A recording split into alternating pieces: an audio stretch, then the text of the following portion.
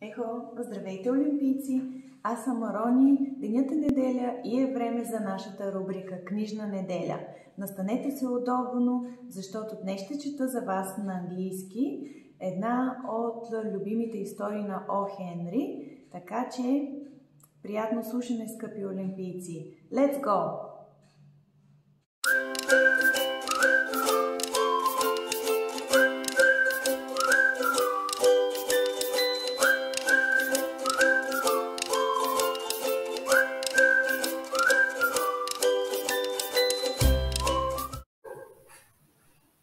Олимпийци, историята ни за днес се казва The Furnished Room.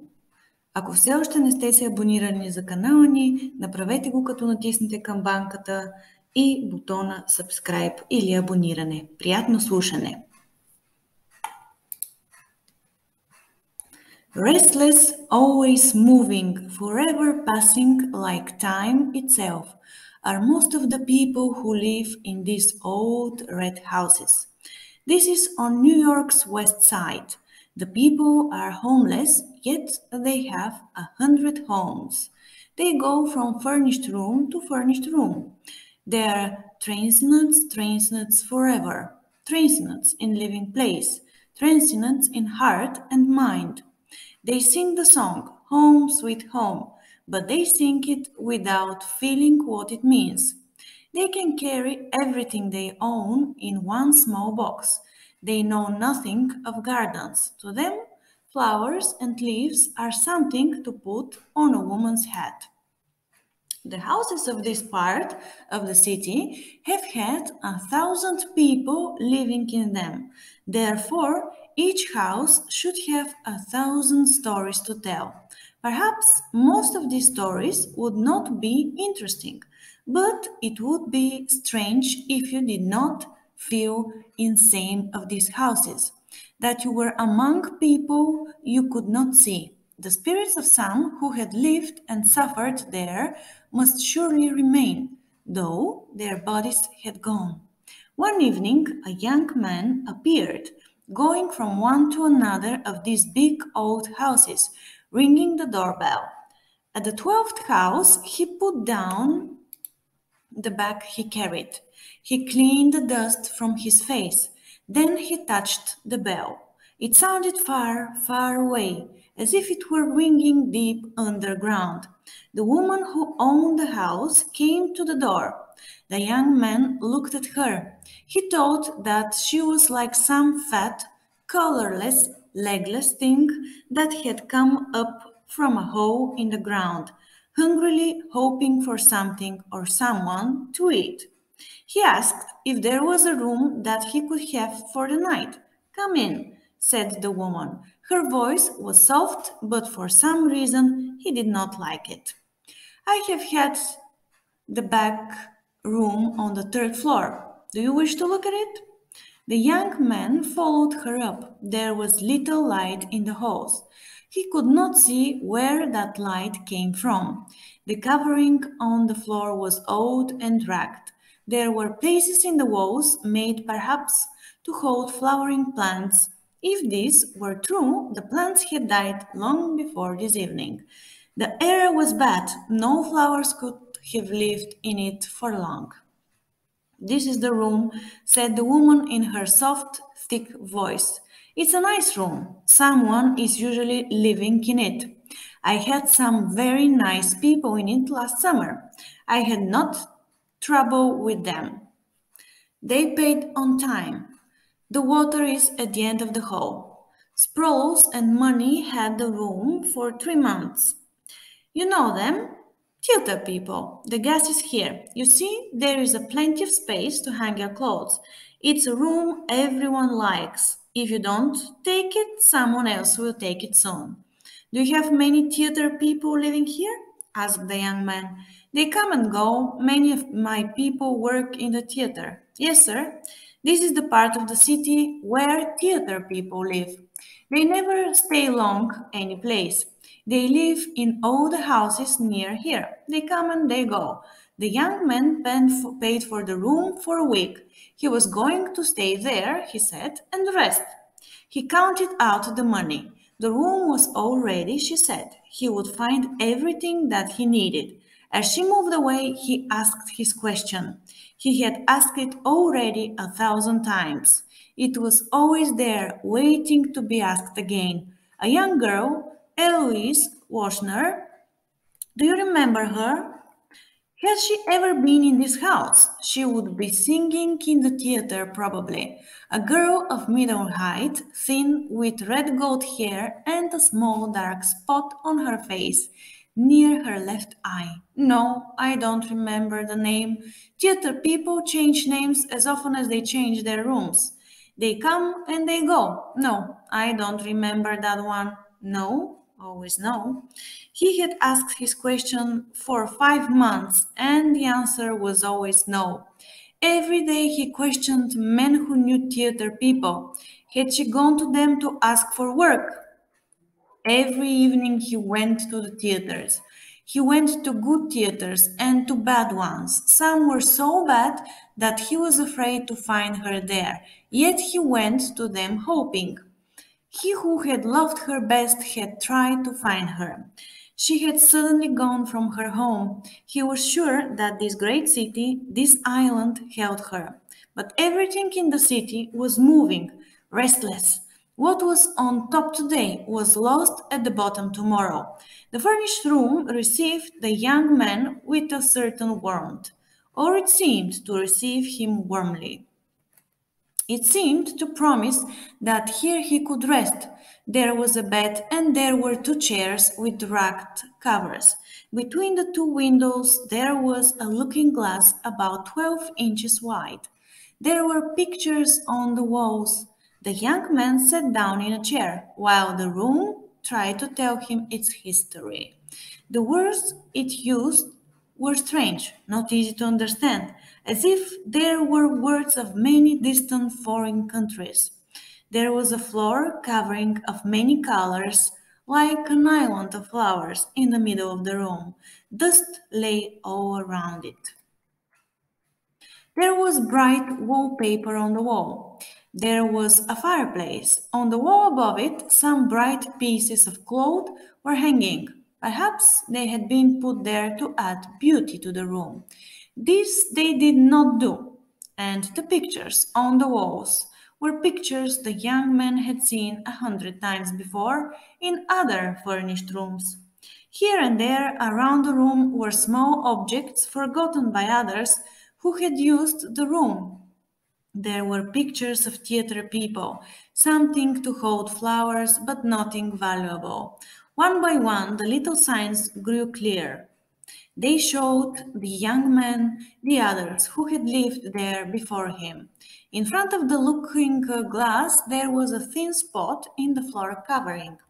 That told him that women had been in the room. Small finger marks on the wall told of children trying to feel their way to sun and air. A larger spot on the wall made him think of someone in anger throwing something there. Across the looking glass, some person had written the name Mary.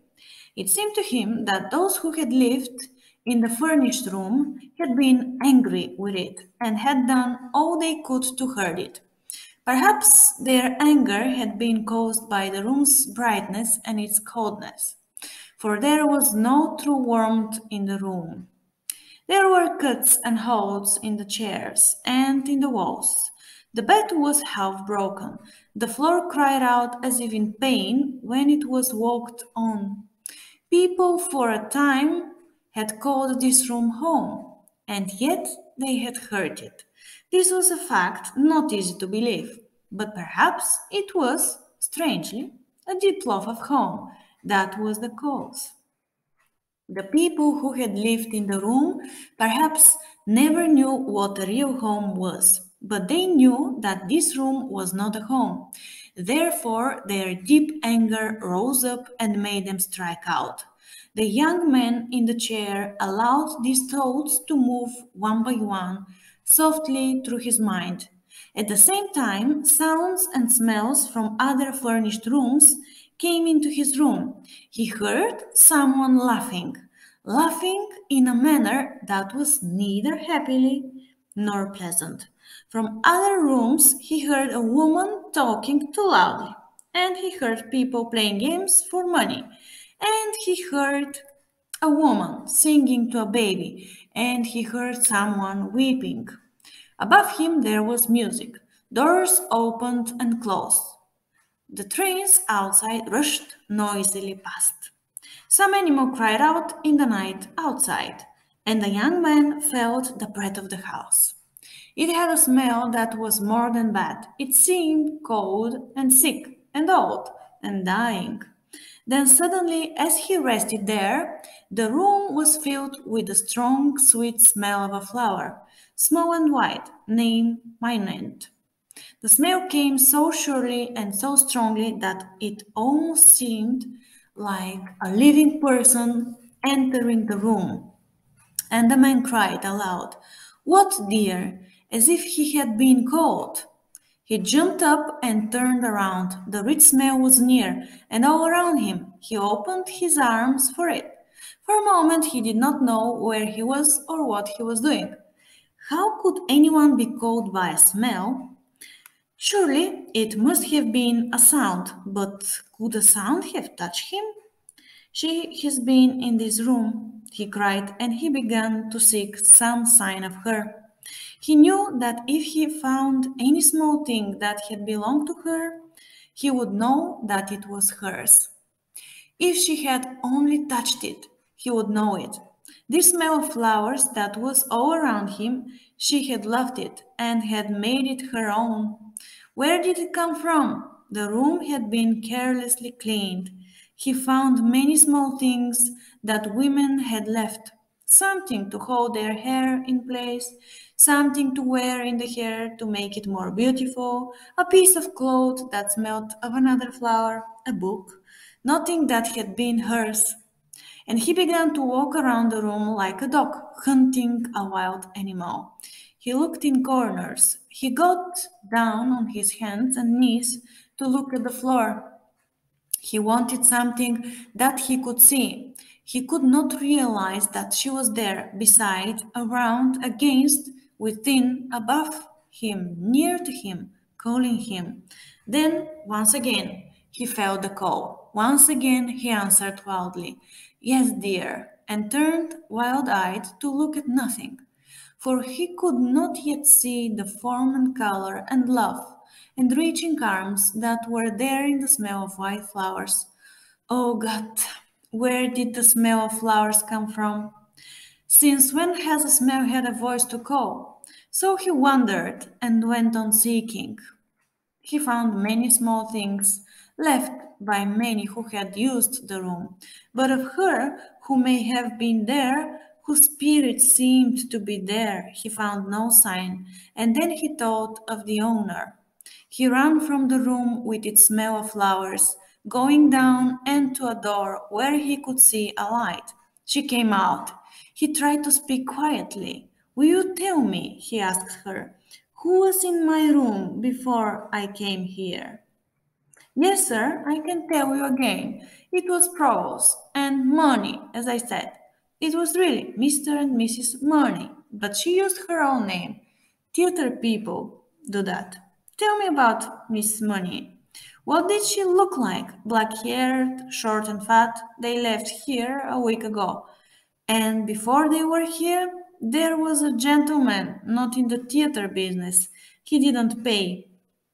Before him was Mrs. Crowder and her 2 children. They stayed 4 months, and before them was old Mr. Doyle. His sons paid for him. He had the room 6 months. That is a year, and further I do not remember." He thanked her and went slowly back to his room. The room was dead. The smell of flowers had made it alive, but the smell of flowers was gone. In its place was the smell of the house. His hope was gone. He sat looking at the yellow gaslight. Soon he walked to the bed and took the covers. He began to tear them into pieces. He pushed the pieces into every open space around windows and door. No air now would be able to enter the room. When all was as he wished it, he put out the burning gaslight. Then, in the dark, he started the gas again, and he lay down thankfully on the bed. It was Mrs. McCool's night to go and get them something cold to drink. So she went and came back and sat with Mrs. Purdy in one of those rooms underground where the women who own these old houses meet and talk. I have a young man in my third floor back room this evening, said Mrs. Purdy, taking a drink. He went up to bed 2 hours ago. Is that true, Mrs. Purdy? Said Mrs. McCool. It was easy to see that she thought this was a fine and surprising thing. You always find someone to take a room like that. I don't know how you did do it. Did you tell him about it? Rooms, said Mrs. Purdy, in her soft, thick voice, are furnished to be used by those that need them. I did not tell him, Mrs. McCool. You're right, Mrs. Purdy. It's the money we get for the rooms that keeps us alive. You have the real feeling for business. There are many people who wouldn't take a room like that if they knew. If you told them that someone had died in the bed and died by their own hand, they wouldn't enter the room. As you say, we have our living to think of, said Mrs. Purdy. Yes, it's true. Only 1 week ago I helped you there in the third floor back room. She was a pretty little girl, and to kill herself with the gas, she had a sweet little face, Mrs. Purdy. She would have been called beautiful, as you say, said Mrs. Purdy, except for that dark spot she had growing by her left eye. Do fill up your glass again, Mrs. McCool. Олимпийци, отново неочакван край от историите на О'Хенри. Надявам се да ви е било интересно. Благодаря ви, че останахте до края. Надявам се да се видим отново и следващата неделя. Продължавайте да следите нещата, които правим. Ние ги правим с много любов за вас. До скоро! Скъпи олимпийци, не забравяйте да се абонирате за нашия YouTube канал. Натиснете абониране, след това камбанката, за да получавате известие за всички нови видеа, които качваме. Благодарим ви, че бяхме заедно.